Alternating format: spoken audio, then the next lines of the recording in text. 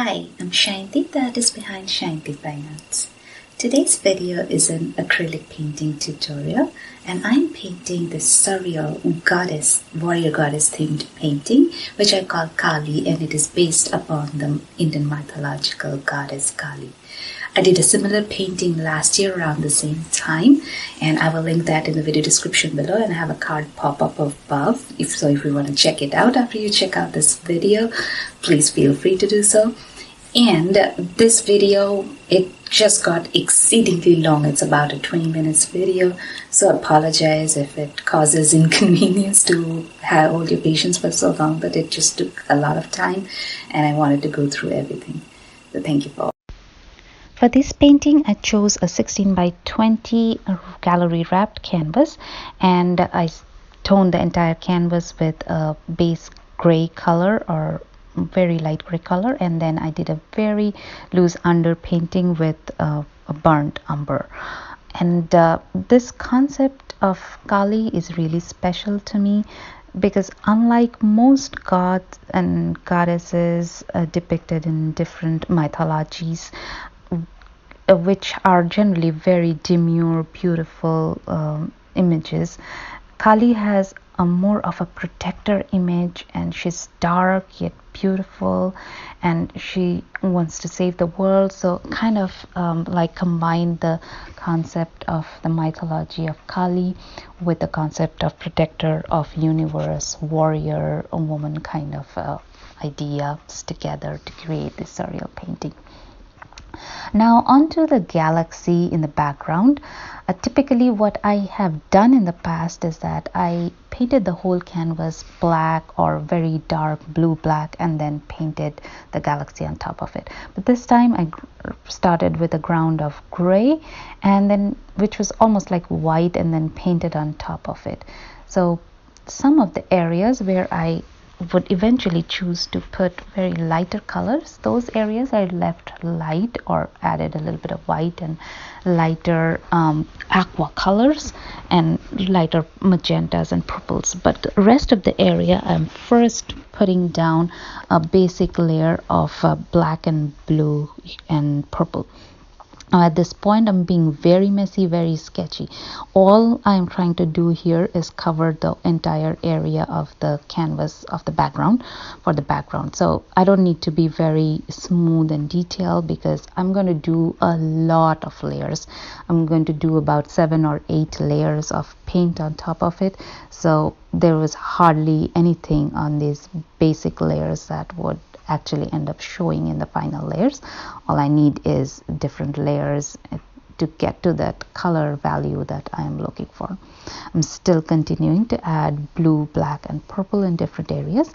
I'm using cobalt blue and phthalo blue for the blues, and for the purple I'm using prism violet. You can also use dioxazine purple, it doesn't really matter. And for the black I'm using a Mars black so that I get a very opaque black look. Now around the edge of the body, surrounding the body, is where I'm paying a little bit more attention so that I retain the lines carefully. And other than that, you can see that I am still being pretty messy. I'm just adding layers and layers of blue paint and purple here and there mixed with the blue, and even I'm pulling in some amount of magentas and crimsons here and there to get to the look. I almost covered up the entire lighter areas which I initially put, but I'm going to redefine them in my later layers, so no need to worry. I have seen that when I paint galaxies, it is much easier to do it in layers and get to the point where you like it, other than trying to get there at the very beginning. This is how it works for me. So that is how I preach, and that is how I paint. Now on to the more details of the galaxy, and I'm using an aqua color made by Liquitex Basics, and I'm mixing it with the cobalt blue to get this greenish bluish look, and then I'm adding whites to get the bright white highlights. And most of those white areas I'm actually ending up covering with purples and blue and even reds. I'm pulling in some oranges and some cad yellows too to give different layers of look and just unify the entire surreal galaxy kind of look.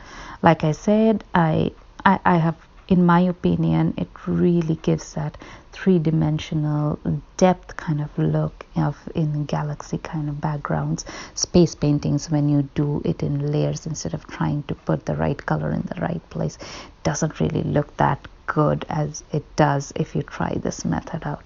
So give it a try. Now I'm using a various kinds of brush. I'm using flat brushes, I'm using scrubbing brushes like the cloud brushes, and I'm using filberts. It doesn't really matter what kind of brush you use, as long as you get those layers. It's the layers that will eventually make it look good, and keep blending with your mop brush, or I use a makeup brush for mop brush, so whatever works for you. And still adding lots of blues, crimsons, purples. Soon you will see me adding in some oranges and yellows here and there. But when you're adding oranges or yellows to these kind of galaxy paintings, make sure where you are adding them, because they will give you a muddy color if you put yellows on top of blues where they are not intended. So be a little careful about where you put your oranges and yellows in paintings like this. So that's one of the tips. And going forward, I think I'll stick to my usual method of painting the whole canvas with black or a very dark Prussian blue, and then painting on top of it for galaxies. I think that is a much easier way to go for that look than trying to cover the whole canvas surface with paint. Still adding and values and adjusting the galaxy background here and there. Now we'll see that I'm adding some really lighter areas, kind of cloud-like effects here and there. And once that dries, I will glaze that area with purples and blues, and so that the area is pushed back and not that prominent white. So that is another technique that you would probably like to use in your space paintings and galaxy paintings, that you first paint the cloud with opaque whites and then glaze different colors on top of it to get that unified look. Like I said, and while glazing, I'm just using water to thin down my paint. I do not have any glazing medium here. Now onto the other different areas of the galaxy, I am going to again add very many layers of two different kinds of blues and purples and a little bit of magenta here and there, and to get that depth of a look. I don't want it to look absolutely dull black, or I don't even want it to look as just a straight layer of blue. So these layers are really essential to get that look that I am going for, the depth and the three-dimensional look. Still working on the background a little bit here and there, and adding the different colors in different areas, making some areas more purple, some areas adding in more whites. That's actually what works. Now I'm making a very thin paint of white, opaque white, titanium white, and creating some stars, flicking some stars here and there. Make sure you are pulling the brush tips closer to you, otherwise if you push it away from you, then the spray will be on you and not on the canvas, which is not intended. Now some of the stars, I'm making them more prominent by adding more paint and then using a scrubbing brush to actually make the paint a little bit diffused. And then on top of that, I'll come back with a detail brush and add a little bit more of paint in specific those areas and make the stars a lot more brighter. I'm also adding in a little bit of yellow with my white to make the stars look a little bit yellowish, glowing look. So that's all with the galaxy background. I'm adjusting the highlights a little bit here and there, and with that will unify the whole galaxy area. Once that is done, I will move on to the body of the goddess or the lady or whatever. But before that, I need to paint this little earth that I'm creating over here. So I'm going to first paint the whole area with a blue tone, and once again I'm using the same two shades of blue, purple and black to create this area, but I will also be using some amount of white to create the lighter areas. Once I put the color, I took the canvas and made it tilt in a different direction because that would be easier to paint in that way. I'm pulling in a lot of blacks and purples to give the depth and a three-dimensional rounded look. On the edges of the earth, I'm adding some white paint mixed with some blues to create the effect of land on top of water. And where there is land, I'm making it with a shade of grayish blue, and where there is water, I will darken those areas, adding more of black, blue and purples, adding some of the making some of the edges more perfect, adding more paint to it and cleaning up the sides. Now I am painting in the continents or the land of the earth, so as to say. Like I said, I'm using a bluish gray color here, and you can work wet on this particular area because that will actually pull in a lot of the blue from the background and help to create a cohesive, unified look. But you need not be very careful about painting this area because it's going to get a lot of layers, and you can clean up all the mistakes you make in the initial layers in the following layers. Continuing on to map the different areas of the earth, and in between the earth I'm also pulling a lot of on the earth areas, or on the land areas rather, I'm going to pull in a lot of glazes of purple, making the edge of the earth a little more brighter with more white added to my gray mix, and creating more land areas around there. There's no need to be specific to a map or anything. It's not any particular area of the earth that I'm focusing, just to give a general look of what the earth is. And it's a very small area of the painting, so I'm not paying too much attention on this one. Now, to create the difference between the land and the water areas, I'm adding a lot more darker paint in the water areas, and that I'm doing by mixing in blue, purple, raw umber, and even a little bit of Mars black. It took me about 4 or 5 layers to make the paint look nice and even and smooth rather than blotchy.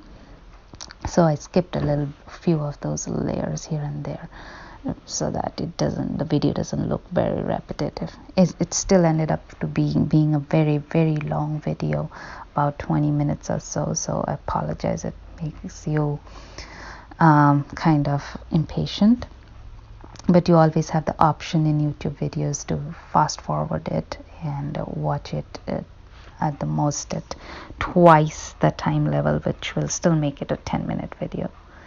On to the body of the goddess. I'm going to paint the hair first, and I'm using a mix of purple, raw umber and a little bit of black to map in the hair. And I'm not being very specific on this area first, I'm just adding some colors. Onto the body, I'm using a mix of raw umber mixed with a little bit of blue, and starting off with a very dark brown muddy color actually, but this is not going to be the final color. I'm just adding in some shadow colors first to just get the defined look of the body. Now, onto the body of the goddess, I'm going to put a leopard skin outfit, and that's why I'm putting in the yellows and browns on the outfit first. Browns will be the shadow areas and the yellows will be the lighter areas, and then I'm going to put some leopard prints on top of it. Once again, like in entire painting, the body obviously also needs a lot more layers, and the general idea is the portion of the body that is facing the galaxy. The edges I'm going to put some highlights on it, and away from the edges would be the darker areas. So obviously away from the light source will be the darker areas, and closer to the light source will be the lighter areas. At this point the body looks really blotchy, really ugly, but hang in with me, there a couple more layers and it'll look pretty nice. Like I said, I'm going to add some highlights to the edge of the body to show where the light source is coming from. And I've often noticed that in this kind of surreal paintings where you have a different colored background, like a galaxy background in this case, if you can reflect some of those colors off the main subject, then the entire painting comes together and the body actually looks like a part of the painting instead of looking like a body being put on top of the background. I am making this little sword like weapon. I don't know what this is called in English. In my native language it's called a khadg. Now onto the leopard prints. I'm created a black brown mix and created some random leopard prints. I'm sharpening the edges, adding more yellows in the body of the leopard skin, and a little bit of whites to the edges to demarcate the highlights. Now to make some of the areas depict some of the shadows, I'm pulling in umber mixed with purple in those areas. So the shadow areas I'm depicting and with the burnt umber and purple, and the lighter areas, mid-tone areas with yellow, and the highlights with obviously with white. Cleaning up some of the leopard prints with more of the dark paint, darker colors, really make it pop, and keeping on adding those prints in the upper part of the body as well to the sections. And I've pulled in a lot of blues and purples in the darker shadow areas in this body, once again to create that cohesive look and make the body look a part of the painting and not pasted on top of the painting. Adding some more blues and grays to clean up the edges, and on the very edges of this weapon I will put some white highlights to make it look even sharper, but that will be at the very end of the painting. Before that I have to clean up the hands and legs, limbs of the figure first. So once I'm done with this weapon, I'm going to move on to the legs. I'm going to, just like the hand, I'm going to put a dark layer of umber and purple, and from the for the lighter areas I'm going to add in some yellow. You can use cadmium yellow, but I used a yellow oxide for the body. And I'm pulling in lots of purples with my raw umber. Typically when I paint faces or bodies, I use the purple more sparingly and use the raw umber or browns more for the shadows, but because of the surrounding areas, because it has so much of purple and blue, I thought adding more purple would actually be beneficial for this particular figure, and it actually worked out really well. Cleaning up the edges of the body and the weapon and the surroundings, that is kind of going to make a lot of difference in this kind of painting. So I'm putting some more lighter and darker color values, adjusting the colors on the limbs, getting the final details and more of the color of the surrounding reflecting off the body. Because this is acrylic paint and is drying super fast, it is I got this entire painting done just in about 2 or 3 hours. Had it been oil paints, I would have had to let it dry in between layers. So that's one advantage of acrylic paints. Not to say that it's better than oil paints. Obviously oil paints would have been my first choice, but I ran out of time, so I decided to do this one solely with acrylics and not with oil paints this time. and I guess that was a wise decision because I could finish the painting much faster. With that being said, once again I would like to mention that oil painting is oil painting and acrylic painting. In acrylic painting, you don't want to say that this one is better than the other. They just have their own properties, and if you combine them, that is probably the best thing to do ever. Combining oils and acrylics, that's a great way to get the best of both the worlds. Once again, I'm cleaning up some edges and adding some reflections of the surrounding colors onto the body.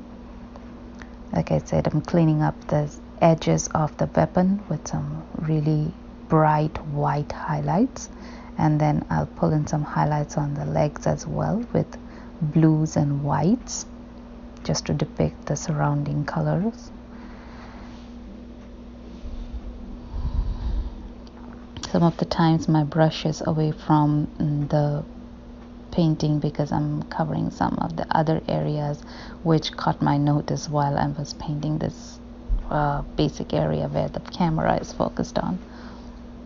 I decided to make the legs a lot more darker because the surrounding is pretty dark, and it just made sense to make it more dark. Anyways, Kali is known to be a dark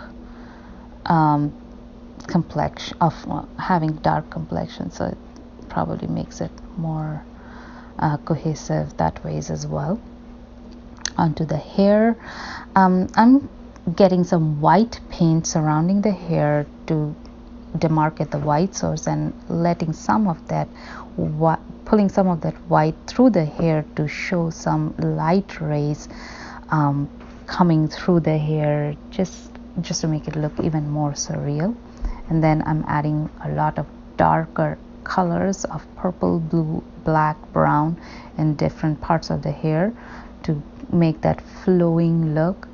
And to pull it all together, I'm finally going to add a lot of highlights with yellows and some areas whites and blues and grays to create that three-dimensional look in the hair, and also to make it look like the hair is reflecting the color of the surrounding areas or the surrounding color surrounding the body. With that, I'm almost at the end of the painting. I hope you enjoyed the painting process, a little bit about the mythology and the entire process altogether. Let me know what your thoughts are in the comments, and do not forget to like and subscribe and hit the notification bell. Thank you.